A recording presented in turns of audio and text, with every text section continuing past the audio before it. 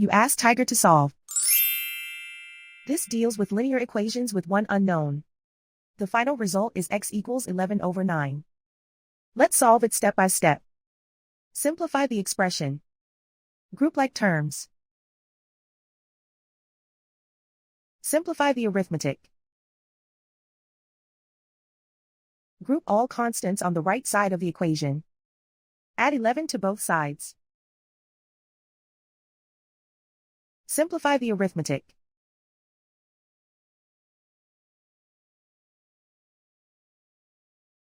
Isolate the x.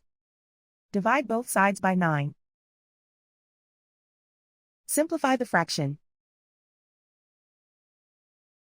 And so the final result is x equals 11 over 9.